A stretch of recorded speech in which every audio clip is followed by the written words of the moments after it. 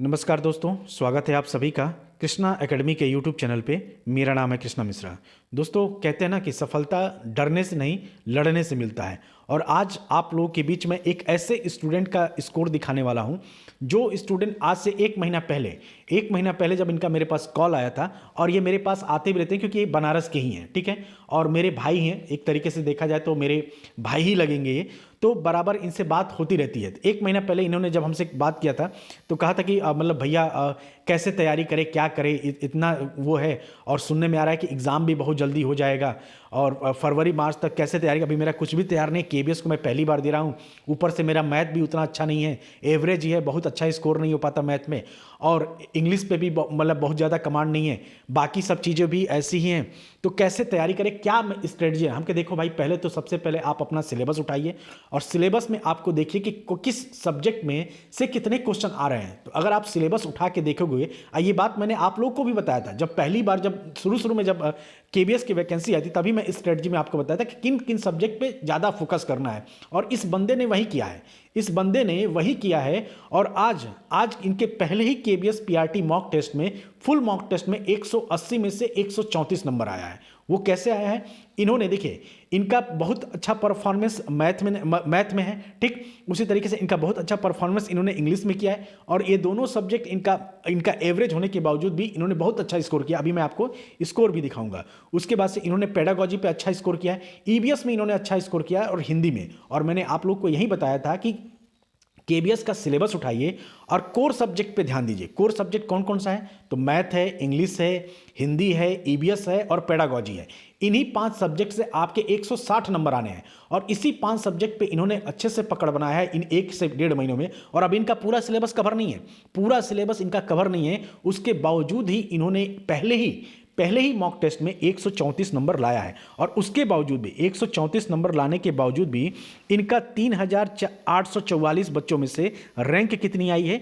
1129। यानी सोच सकते हैं इतना अच्छा स्कोर करने के बावजूद भी इनकी रैंक कितनी है? 1134। यानी सोच सकते हैं आप लोग कि किस तरीके का कंपटीशन है आने वाले हर एग्जाम में। इसलिए मैं कहता हूं कि अगर आप अभी भी सो रहे हैं, जिस भी कंपटीशन की आप तैयारी कर रहे हैं, चाहे केबीएस की, सुपर टेट की, यूपी पुलिस की, किसी भी एग्जाम की, अगर आपको लगता है कि 2 महीने में पढ़ के आप एग्जाम निकाल सकते हैं, तो आप बहुत बड़ी भूल कर रहे हैं। क्योंकि देखिए, 134 नंबर लाने के बावजूद भी इस बंदे का रैंक कितना है? 1129। किसमें? मात्र 3844 बच्चों में से। अगर इनको केबीएस पीआरटी का एग्जाम देना पड़ेगा, और जिसमें 7 लाख बच्चे अपीयर होंगे, सोचिए तब ये रैंक कहां वैरी करेगा। तो इस तरीके से आपको तैयारी करना है। लेकिन फिर भी इनका पहला मॉक टेस्ट है, और इन्होंने इतना अच्छा परफॉर्मेंस किया है, और ये कह रहे हैं कि भैया मैं 20 मॉक टेस्ट दूंगा। हम क्या, 20 मॉक टेस्ट दो, आराम से तुम्हारा स्कोर 150 से 160 के बीच वैरी करेगा। जो मैं कह रहा हूं बस उतना ही करो। तो इन्होंने क्या किया था, मैंने जैसे इनको बताया था कि आप मैथ पे ध्यान दो, इंग्लिश पे विशेष ध्यान दो, क्योंकि 90% बच्चों का यही वीक होता है, और यही सब्जेक्ट आपको स्कोर दिलाएंगे। और इन्होंने यही काम किया भी है। उसके बाद से ईबीएस पे ध्यान दिया इन्होंने, पेडागोजी पे ध्यान दिया, और हिंदी पे। 5 सब्जेक्ट पे इनको कोर सब्जेक्ट मैंने कहा कि देखो, करंट अफेयर सब पढ़ेंगे, तुम भी पढ़ोगे। करंट अफेयर कितना भी पढ़ोगे, 5 ही क्वेश्चन आएगा, 5 से 7 क्वेश्चन आएगा, इससे ज़्यादा नहीं आएगा।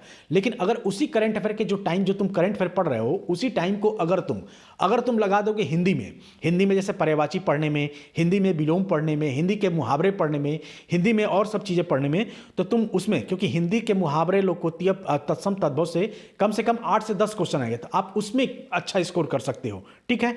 और कंप्यूटर की बात रही तो कंप्यूटर 5 ही नंबर का आएगा। कितना भी पढ़ के जाओगे तो 3 से ज़्यादा क्वेश्चन सही नहीं कर पाओगे। तो इसलिए उस 3 क्वेश्चन के पीछे भागने से कंप्यूटर को पढ़ने के बजाय उसी टाइम को आप इंग्लिश पे शिफ्ट कर दो, और इन्होंने वही किया। देखिए, इनका इंग्लिश में, देखिए इंग्लिश आपको 2 जगह पूछा जाएगा। एक तो जनरल पोर्शन में पूछा जाएगा, एक सब्जेक्ट काउंसिल में पूछा जाएगा।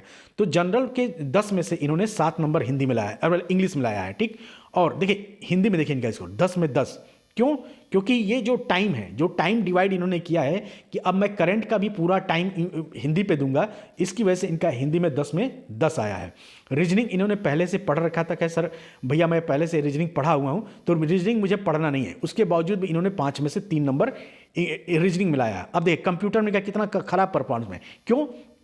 क्योंकि ये टारगेट बना लिए हैं कि हमें कंप्यूटर पढ़ना भी नहीं है, और पढ़ेंगे तो एकदम लास्ट में, जब एग्ज़ाम आ जाएगा उसके 10-15 दिन बचे रहेंगे तब मैं कंप्यूटर पढ़ना शुरू करूंगा, तब देखा जाएगा। उसके बावजूद इन्होंने बस एक ही क्वेश्चन, हमें लगता है ये तुक्के से सही हुआ होगा, मतलब 1-5 में से एक क्वेश्चन इनका सही है। ठीक, अब आते हैं देखते हैं जनरल नॉलेज और करंट अफेयर। इन्होंने एक सोच रखा है कि भाई लास्ट में स्पीडी पढ़ेंगे जब एग्जाम के 1 महीना पहले रहेगा। ठीक, यानी ये जो अभी का जो समय है, अभी ये करंट ना पढ़ के और जनरल नॉलेज ना पढ़ के ये इस टाइम को इंग्लिश पे दे रहे हैं ताकि इनका इंग्लिश और मजबूत हो जाए। और यही देखिए, इसी को कहते हैं स्मार्ट स्ट्रेटजी से आप पढ़ाई करेंगे दोस्तों, आपको सफलता 100% मिलेगी।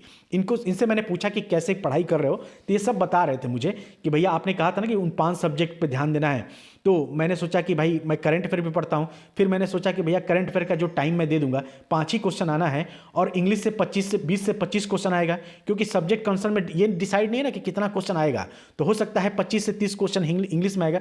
तो इसी टाइम को अगर मैं इंग्लिश पे, इसी करंट अफेयर के टाइम को मैं इंग्लिश पे दे दूंगा तो मेरा स्कोर वहाँ पे बढ़ जाएगा और वहाँ से मैं अच्छा स्कोर कर पाऊंगा। हो सकता है इतना जो टाइम मैं करंट अफेयर पे दूंगा, उतना ही टाइम अगर इंग्लिश पे दे दूँ वो टाइम, तो हो सकता है उसमें 10 से 12 क्वेश्चन मैं सही कर पाऊंगा। यार बात तो तुम बिल्कुल सही कह रहे हो। तो इस तरीके से इन्होंने तैयारी किया है। उसके देखिए इनका कोर सब्जेक्ट पे कितना अच्छा पकड़ है। देखिए इनका 60 में से 43 नंबर है एजुकेशनल पेडागोजी में, यानी एजुकेशनल पेडागोजी में इन्होंने 60 में से 43 नंबर लाया है। तो इनका टारगेट क्या है? इनका टारगेट यही है कि हमें मैथ में अच्छा स्कोर करना है, इंग्लिश में अच्छा स्कोर करना है, हिंदी में फुल मार्क्स लाने हैं, और ईबीएस में मैंने आप लोगों को बताया भी था कि केबीएस के 2 सब्जेक्ट ऐसे हैं जिसमें आप फुल मार्क्स ला सकते हैं, एक है हिंदी और एक है ईबीएस। ठीक है, तो देखिए इनका एजुकेशनल पेडागोजी में कितना नंबर है? तो 43 नंबर है। अब देखिए सब्जेक्ट कंसर्न में जो 15 नंबर की इंग्लिश इनसे पूछी गई है, उसमें से इनका 10 नंबर है, और अभी इनका सिलेबस कवर नहीं है, अभी ये सिलेबस कवर नहीं कर पाए हैं, बहुत इंग्लिश इनकी बहुत अभी पूरा इंग्लिश नहीं पढ़ पाए हैं, पूरा अभी पेडागोजी नहीं पढ़े, पूरी मैथ के टॉपिक नहीं लगाए, लेकिन उसके बावजूद भी इनका 15 में से 10 नंबर है। हिंदी में देखिए, हिंदी में लगातार इनके अच्छा स्कोर है, हिंदी में इन्होंने 12 नंबर लाया है, 15 में से 12 नंबर आया। मैथ जो इस बंदे का कमजोर था, ये मैथ बराबर हमसे डिस्कस करे, भैया कैसे होगा, कोई प्रॉब्लम होगी तो मैं आपके पास आऊँगा, तुम थोड़ा बता दीजिएगा। हम क्या यार कोई बात नहीं, तुम जब भी तुम्हें टाइम मिले तुम आ जाना, हम बता देंगे। अब देखिए इनका मैथ एवरेज होने के बावजूद, ये आर्ट बैकग्राउंड के स्टूडेंट हैं, ये साइंस बैकग्राउंड के स्टूडेंट नहीं है, लेकिन फिर भी इनका 25 में से 19 नंबर आया। क्यों? क्योंकि ये मैथ पे ज़्यादा से ज़्यादा समय दे रहे हैं। जो समय इन्होंने इनको इंग्लिश, जो समय इनको कंप्यूटर पे देना था, जो समय इन्होंने करंट अफेयर पे देना था, उस समय को ये इन्होंने इंग्लिश पे दिया है और मैथ पे दिया है। इसकी वजह से इनका इंग्लिश में और मैथ में बहुत अच्छा स्कोर हुआ है, और यही मैं बार बार आप लोगों से कहता हूं। अब देखिए जैसे मैंने कहा ना कि 2 ही सब्जेक्ट ऐसे हैं जिसमें आप फुल मार्क्स ला सकते हैं, वो है ईबीएस और हिंदी। देखिए ईबीएस में इनका 25 में से 23 नंबर है। सोच सकते हैं आप। देखिए अब यह आप कह सकते हैं कि सर यहाँ पे 25 नंबर क्यों आया है? तो देखिए सब्जेक्ट कंसर्न में ना आपको ये नहीं कहा गया कि हम प्रत्येक टॉपिक से 20-20 क्वेश्चन पूछेंगे। वो हो सकता है ईबीएस में 30 क्वेश्चन पूछ लें, ठीक, और मैथ में आपसे 25 क्वेश्चन पूछ लें, इंग्लिश वहाँ पे 10 ही पूछें और हिंदी भी वहाँ से 10 पूछें। तो इस तरीके के वो चेंजेज कर सकते हैं। ठीक, ये तो एक जनरल अनुमान लगाया गया ना कि भाई 80 नंबर का सब्जेक्ट कंसर्न है तो 4 सब्जेक्ट है तो 20-20 नंबर आएगा, लेकिन ये जरूरी नहीं कि 20-20 क्वेश्चन ही पूछा जाएगा, नंबर घट बढ़ सकता है। इसलिए अगर आप लोगों को भी सिलेक्शन लेना है किसी भी एग्जाम में, ये बस केबीएस पीआरटी नहीं, किसी भी एग्जाम में सिलेक्शन लेना है तो कोर सब्जेक्ट को आप लोग मजबूत करिए, और जिसमें नॉर्मली लोग गलती करते हैं उसी सब्जेक्ट का अपनी स्ट्रेंथ बनाइए। कहते हैं ना कि अगर कोई पोर्शन आपका वीक है तभी तक वीक है जब आप उस पर की मेहनत नहीं करते हैं। इस बंदे का मैथ और इंग्लिश वीक है क्योंकि मैं इनके टच में रहता हूँ, ये मेरे बस जस्ट बगल में ही रहते हैं, मेरे भाई हैं, मेरे गाँव से ही आते हैं और यही बनारस में पढ़ाई कर रहे हैं ये, ठीक। लेकिन उसके बावजूद भी इनका स्कोर पहली ही मॉक टेस्ट में 134 नंबर है, और इतना अच्छा स्कोर करने के बावजूद देखिए 3,000 बच्चों में से इनका स्कोर कितना है? 3,000 बच्चों में से 1100 कुछ इनका स्कोर है, यानी 3,844 बच्चों में इनकी रैंक कितनी है? 1129 है। यानी सोच सकते हैं किस तरीके का कंपटीशन है। इसलिए अगर आप लोग को भी लगता है ना कि सिर्फ 2 महीने में पढ़ के और हम सिलेक्शन ले लेंगे तो आप बहुत बड़ी भूल कर रहे हैं, ठीक है। सोच लीजिए कि इतना अच्छा स्कोर आने के बावजूद भी रैंक कितनी है? 1129, मात्र 3,844 बच्चों में। तो जब 7 लाख बच्चों का एग्जाम जब होगा, जब फाइनल केबीएस एग्जाम होगा, तो सोचिए अगर इतना स्कोर आपका आएगा तो कितना पीछे आप रहेंगे, ठीक है। तो इसलिए मेहनत करिए दोस्तों, मेहनत का कोई विकल्प नहीं है। और स्मार्ट स्ट्रेटजी पढ़ते तो सब हैं, आप भी पढ़ रहे होगे, आप भी 8-10 घंटा पढ़ रहे होगे, सब बच्चे पढ़ रहे हैं, लेकिन सिलेक्शन लेने वाले बच्चों का पढ़ने का स्टाइल ही अलग होता है। वो अपनी स्मार्ट स्ट्रेटजी अपनाते हैं, ठीक है। स्मार्ट स्ट्रेटजी का मतलब क्या है कि आप उन पोर्शन पे ज़्यादा ध्यान दीजिए जिन पोर्शन से ज़्यादा क्वेश्चन आते हैं। दूसरा क्या है कि दूसरा आप उन टॉपिक पे ज़्यादा ध्यान दीजिए जिस टॉपिक अदर बच्चों का कमज़ोर होता है, उस टॉपिक को आप मजबूत करें। कुछ लोग सोचते हैं कि चलो मेरा मैथ और इंग्लिश कमज़ोर है तो इसको मैं स्किप कर देता हूँ, बाकी सब्जेक्ट पे पकड़ बनाता हूँ। ये होता है सबसे खराब स्ट्रेटजी। और स्मार्ट स्ट्रेटजी वाले बच्चे क्या होते हैं, वो सोचते हैं कि चलो अगर जिस सब्जेक्ट में जो बच्चा स्कोर नहीं कर उस सब्जेक्ट को मैं मजबूत बना लेता हूँ, ठीक। तो अगर आप जिस सब्जेक्ट से लोग भागते हैं, अगर उसी सब्जेक्ट पे अगर मजबूत बना लिया और उसमें अगर आप 4-10-12 नंबर के लीड ले लिया उन बच्चों से जो बच्चे वो स्किप कर दिए थे, वहां से आपका नंबर इंप्रूव हो जाएगा, ठीक है। और मुझे पूरा भरोसा है कि ये अभी इनका पहला मॉक टेस्ट है। इन्होंने डिसाइड किया है कि 20 मॉक टेस्ट ये देंगे, तो 20वें मॉक टेस्ट तक इनका जो स्कोर है हमें लगता है कि 160 या 150 या 160 के बीच में इनका नंबर चला जाएगा और इनकी रैंक में भी काफ़ी अच्छा खासा स्कोर होगा। और ऐसे ही इनका परफॉर्मेंस रहा तो ये केवीएस में भी बहुत अच्छा स्कोर करेंगे और इनका सिलेक्शन लगभग ईश्वर ने चाहा तो लगभग तय हो जाएगा, ठीक है। तो इसी तरीके से आप लोग ये वीडियो मैं क्यों बना रहा हूँ, ये वीडियो मैं बस इसलिए बना रहा हूँ कि आप लोग भी कुछ सीख लीजिए और कुछ इस तरीके से ही मेहनत करिए, स्मार्ट स्ट्रेटजी अपनाइए। क्योंकि समय कम है, जब समय कम होता है ना तो आप सारे सब्जेक्ट को कवर नहीं कर सकते। जब समय कम होता है तो आप उन सब्जेक्ट को कवर करिए जिन सब्जेक्ट को आप आसानी से कवर कर सकते हैं और अच्छे से अच्छा स्कोर कर सकते हैं। जैसे कि मैथ, इंग्लिश, ये सब्जेक्ट अच्छे खासे क्वेश्चन आएंगे इसमें। इतने नहीं, आपको लगता है कि मैथ में बस 20 ही क्वेश्चन आए तो आप डायलेमा की स्थिति में हैं।